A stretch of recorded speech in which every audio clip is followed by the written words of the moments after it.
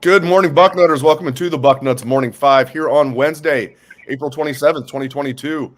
I am Dave Biddle. I am joined by Matt Baxendale. A lot to get into, Bax.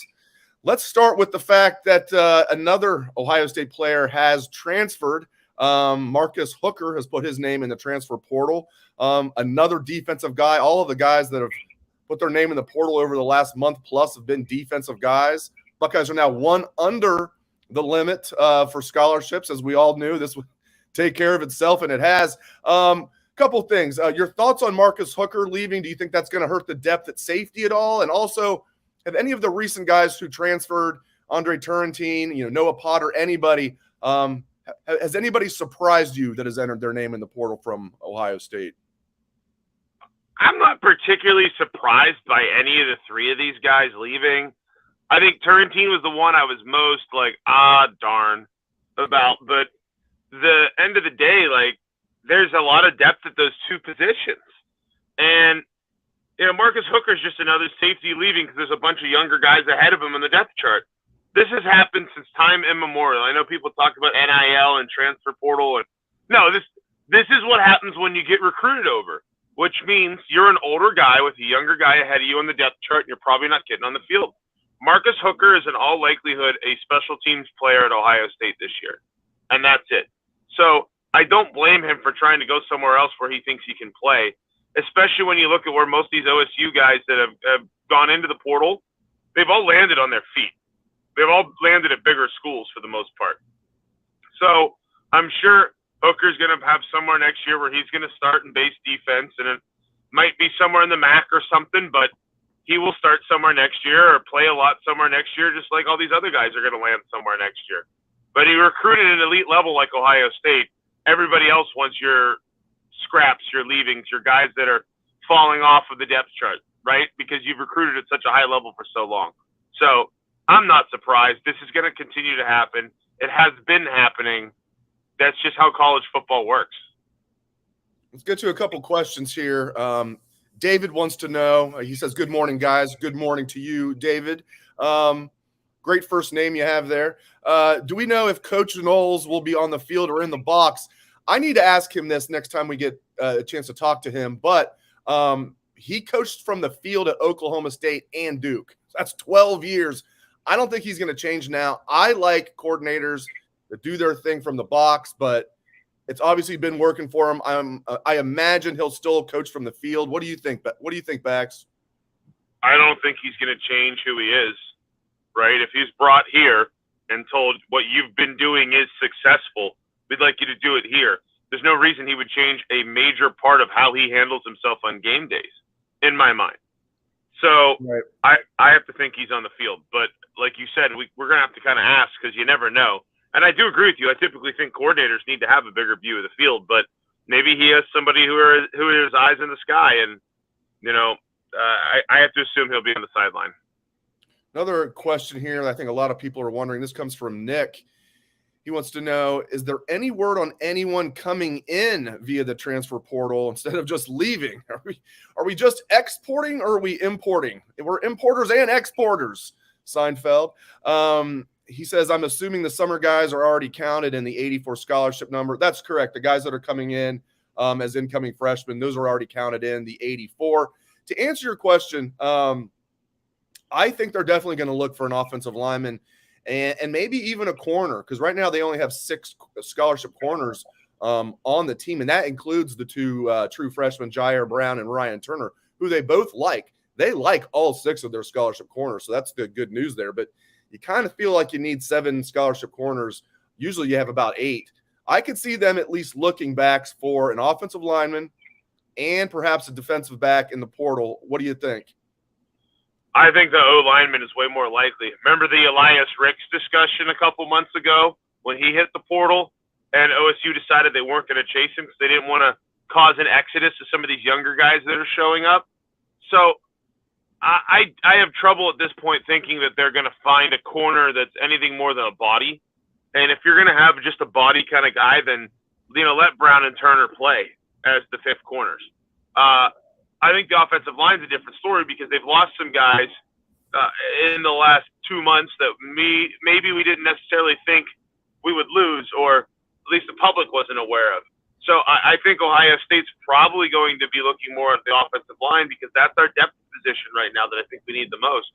Now, whether there's an O lineman that is fitting that sweet spot of doesn't come to Ohio State with a guaranteed starting offer, but is good enough to potentially play here, I don't know. I think that's a tough one to find. But especially with them under the 85 number now, I think Ohio State is always going to be looking to improve. I don't think that's just a now thing. I think that's, again, going forward, that's the way that this is going to work. And Ohio State's not typically been a school in the past that's had a ton of transfers, but we've had a couple very notable transfers in. Obviously, Justin Fields being the most famous example. But, you know, look at this year with Tanner McAllister. He was brought in specifically to play a role on this team and this defense. So if there's a guy that they specifically see a role for, regardless of position, I think that's something that they're probably going to end up doing. Another question here. First one from Facebook. The rest of the questions so far have been from YouTube. We love questions from all of our social platforms. This is from Basil. Another one I'm sure a lot of Buckeye fans are wondering. He says, good morning, guys. How good or technically bad will the team up north be this year? Can we get a score prediction of the game? You know what? I'll go first on this one. I think they'll be pretty good on offense, and they have a new offensive coordinator, so we'll see how that goes. But I wasn't a huge Josh Gaddis fan, where I think they're obviously going to take a big step back on defense. I mean, they're losing a bunch of good guys personnel-wise, but I really didn't like him because he was so good. Mike McDonald, their defensive coordinator, who's now the Ravens defensive coordinator. John Harbaugh lent him out to his brother for a year. So we'll see how their new defensive coordinator does, especially losing a lot of top talent and even guys that might not even get drafted till very late, like Christopher Hinton, a defensive tackle, and Vincent Gray, a guy that left early who might not even get drafted, but would have helped Michigan. So I don't think they're going to be that good. I think their offense could be, and I think they're in big trouble when they play Ohio State. A score prediction, give me something like I'll go 45-24 Ohio State in the game. What do you think, Bex?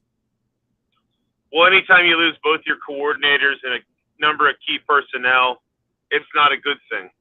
And then when you combine that in that you lost them because your head coach was actively trying to leave while he was ahead with his shock win last year in the game, I have to think that we're going to end up looking back at the 2021 season as a bit of a flash in the pan at the end of the Harbaugh era.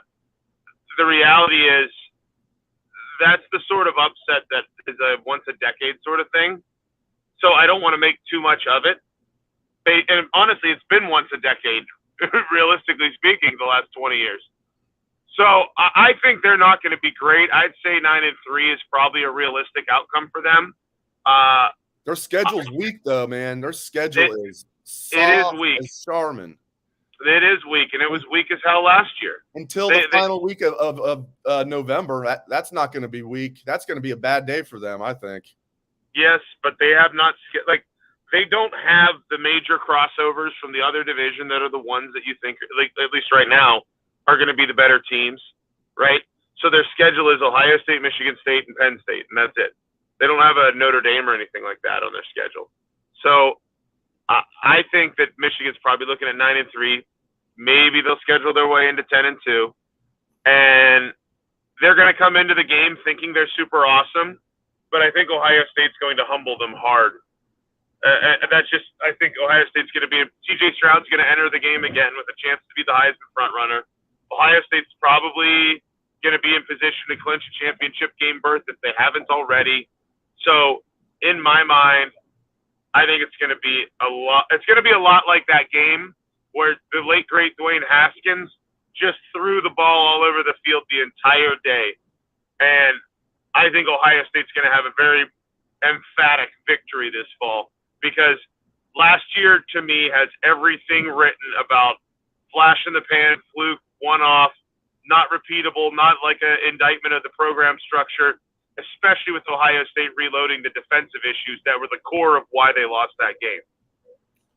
We're going to get to more of your questions to finish the show in a few minutes, and there's a lot to get to. But I do want to get to the NFL draft, which is tomorrow. I absolutely love it. As you guys, if anybody who knows me knows I am an NFL draft junkie. I'll be watching the entire round 7. That's me. So I can't wait. First round tomorrow, rounds 2 and 3 on Friday, and then they'll wrap up rounds 4 through 7 on Saturday. Cannot wait. I think the best in the business that does the NFL draft analyzation is Dane Brugler, who we have on the Bucknuts Morning 5 quite often. Dan Rubin has him on.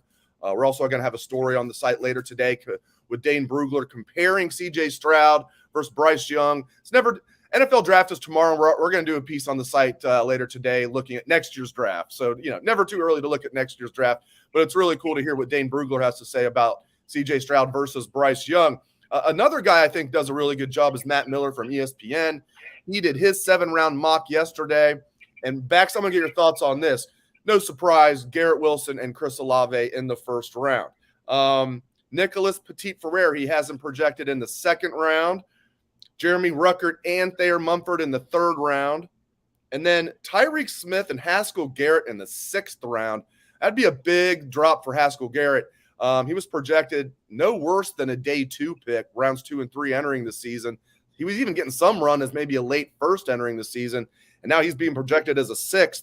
Give me your thoughts on all 7 of those guys. Do you agree with where Matt Miller has them? And if not, where would you peg those guys? I think the 2 I disagree with is I'd have Garrett higher and I'd have Munford a little lower. I think Munford's probably a 4 in my eyes, and I think Garrett's going to go 4 or 5. He obviously didn't have the same caliber year as he did the year before when we had the Samoan connection at defensive tackle. Regrettably, I think the D tackles from last year, I think Togiai should have stayed, and I think Garrett should have gone. So, unfortunately, they both did the opposite. Because I think, did Togiai fall to the 4th round? Yeah. Browns stole him in the 4th round. I think that he's going to probably play a big role now in his second year. Yep. Yeah, he will. So, if he had stuck around, we might have been talking about another second round or higher kind of player. But that's neither here nor there. I think that those are the 2 I'd probably quibble with. In that, I think NPF's going to go in the second round. He's got too much physical measurables and too many years of film at an elite school for him not to be somewhere in that top 2-3 round range. But I think Garrett's going to go higher than the 6th round, and I think Munford probably doesn't come off the board before the 4th round. Remember how risk-averse NFL teams are, and Munford's had those back issues that had cropped up over the course of his career. So I think that'll hurt him. Yeah, and I will say this, in that 7-round mock draft, how about these guys like Dane Brugler and Matt Miller doing 7-round mocks, picking every pick of the draft? Goodness gracious. He did have Thayer Mumford as one of the compensatory picks in the very, very late 3rd round. So I think you're on to something there. I think if I had to bet, I'm with you. I would bet Thayer's going to be a 4th round pick. I think you're right. I think someone's going to get Haskell Garrett in the 5th round. All right, as promised, let's get back to some questions here. Got plenty of them, including people clowning on my Reds. Don't worry about it. I clown on the Reds as much as anybody, so that's fine. Okay, here we go. This is from Steve. Dave, before we get into this, yeah, I just wanted to say I looked at the standings the other day, and the Reds were 3-13, and I thought, well, the Bengals are good now, so somebody in Cincinnati has to go 3-13. Right. That sounds like a Bengals record from the 90s and not that long ago. The year they got Joe Burrow, the year before they got Joe Burrow, thank God they went 2-14 that year. They almost screwed it up. They won their final game of the season that year, I think against the Browns, and they almost screwed it up and didn't get the first overall pick. Thank goodness they did. All right, this is from Steve. Want to know, with name, image, and likeness, will the NCAA need to drop the number of scholarships and move to something more like a salary cap? I don't know. I mean, it's the Wild West, so anything's possible. Bax, what are your thoughts on that? I think once Mark Emmert's gone, I have no real clear answer where this is going. And he announced his resignation in a year's time yesterday. Yeah. The reality to me, Dave, is that I think the money side of this is going to only make things more and more Wild West. I mean, we've heard about the $8 million NIL deal for a certain 2023 recruit. We've heard all kinds of crazy stuff. And in my opinion, I think Jack Swarbrick from Notre Dame is the closest to where this is going to be going, which is you're going to have another tier of football, and that's going to be the ones that are essentially treating it like a pro development league associated with the universities, like the Power Five essentially do. And then you're going to have that second group that can't afford to do it. And that pro development league team, they may go up to a higher scholarship number than they currently have because they want to keep the depth on rosters. So I don't really know, though, because this was kind of like the Supreme Court saying, no, you're allowed to do this. This would be horribly illegal in any other model in American life. And now we're all just rampaging through the early fits and throws, right? It's like looking back at a historical revolution in some country where the first year or two is just a bloody mess. We're in the midst of the bloody mess of the new era of the NCAA. And however it goes, I don't think anybody has a true prediction, except that we're going to be following the money. I also think that the schools that are the traditional money powerhouses or are closer tied to places that have strong finance, like schools in major cities, are going to be the ones that are going to be more powerful on this trend. Like Ohio State? Like Ohio State. So as a Buckeye fan, I'm really not that worried. But I don't think this – here's the thing, though, Dave. I don't think this NIL thing is such a paradigm shift that a lot of people do. I think a lot of people are like, oh, my God, look at the money. Look at Texas A&M buying the number one class. You know, Aggie, like 3 years ago, paid Jimbo Fisher like $75 million guaranteed or something insane. Aggie had top 10 classes the years before that, right? They're not exactly an outlier. The outlier for them has never been talent over the history of Texas A&M. It's been winning, which they still aren't doing super well. And if you look at the schools that are recruiting, like it's not like Alabama or Ohio State or LSU or anybody like that isn't still like the top 25. If you look at last year's class, doesn't look notably different than the top 25 in recruiting from 2011 or 10 or 05, right? You're going to have a couple fits and starts on programs being up and down, right? But for the most part, it's the same guys. And there's a reason for that. If we start seeing like Purdue or like, you know, Oregon State or something being top 10 recruiting schools, then you know that something major has happened or there's some billionaire floating their program, right? But this isn't even like a couple years ago when Ole Miss all of a sudden landed 5-star recruits and like 4 5-star recruits in a year. And everybody was like, well, they're getting paid, right? That was the Treadwell and who was the lineman who got caught smoking the bong the night of the NFL draft a couple of years ago? Larry with the Tunsil. video. Tunsil, that's it. Laramie Tunsil. All those guys, the year they went to Ole Miss, everybody was like, wait a minute here. If we see something like that, then that's the NIL impact. And remember, Hugh Freeze even called out everybody. He put something on Twitter like, if you have any information, like call our compliance department. It's like, yeah, people I think took him up on that bluff. They called his bluff there. No, I think you nailed it. Let's get to another question here. A lot of people want to know about special teams. Will Ohio State get the transfer kicker from USC who has 3 years of eligibility left? People also want to know what's going on with this is from Where Goes One, loyal listener. And Ed also follows up like, who's our kicker? Yeah, I mean, how did the special teams look? I think Emeka Egbuka is going to be a great kickoff returner. They're still using Jackson Smith-Njigba as the punt returner. I don't know how often they're going to do that, but they can use Emeka back there as well and some other guys. As far as kicker, I don't know, man. Now the latest I'm hearing is maybe, you know, Ruggles and the USC transfer, if he does come here, would both be on the team on scholarship, and maybe Seibert would be the one to look elsewhere.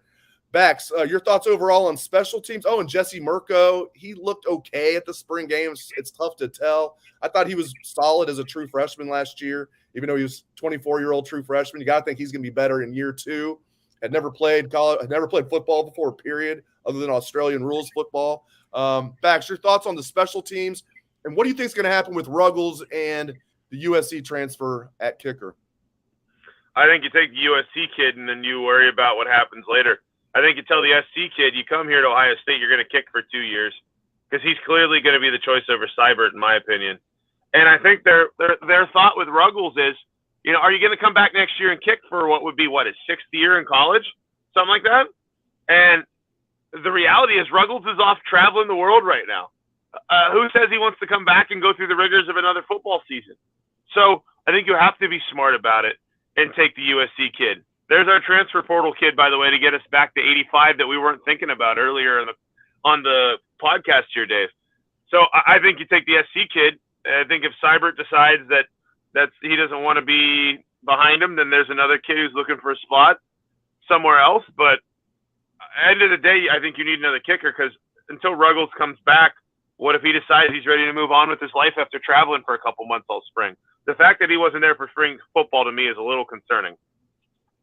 Here's another interesting question. I think a lot of people have been wondering this. This is from Nick.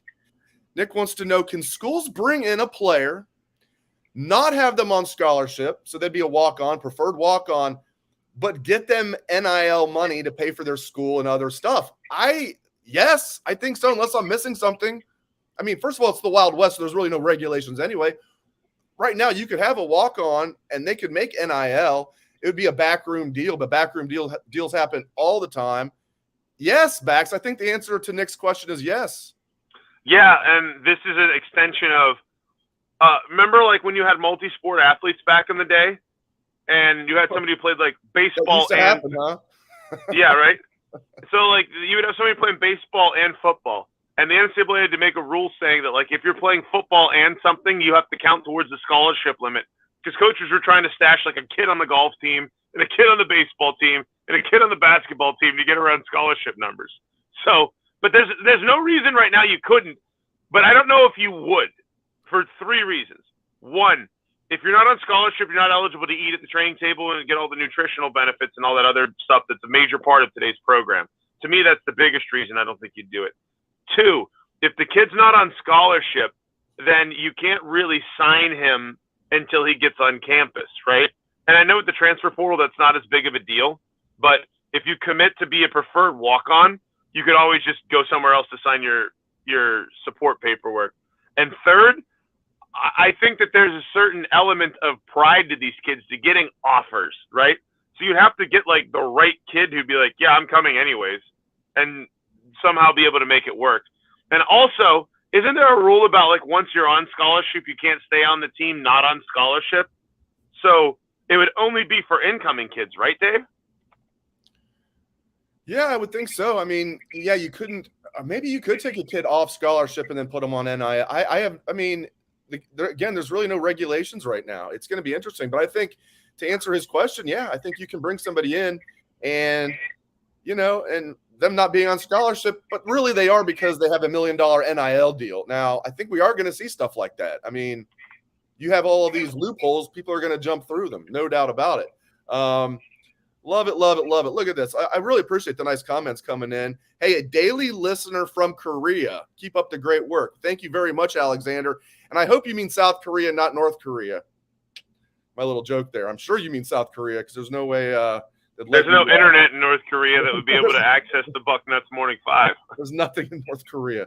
You don't want to be in North Korea, but I appreciate that. I really appreciate you listening for being a loyal listener from South Korea. We appreciate that. Hey, thanks to all the great comments and questions on today's show. We really, really appreciate you guys tuning in. Thanks to the knowledge of Matt Baxendale. You can catch his column every Sunday. It's The Bucket. He's going back through the years. I kind of gave him a little dig. I'm like, you're a spoiled brat. Bax became an Ohio State fan basically in late 2001. So, you know, he became a big fan, you know, when Jim Tressel backed up his 310-day speech, went up to Ann Arbor and won that game. Then Bax's freshman year at Ohio State was 2002. What a good year to be a freshman at Ohio State when they do something like go 14-0 and win the national championship. So Bax is going back through the years of his day as a Buckeye fan, and it's a really cool read. So, you know, make sure that you guys get on Bucknuts and read Bax's column every Sunday. It is The Bucket. Thanks again to all of our listeners and viewers. Love you guys. Really appreciate you tuning in. Thanks again to Bax. If you like the show, like, subscribe, give us a 5-star review. All that stuff really helps. Thanks again to everybody out there. Hope everyone has a great day.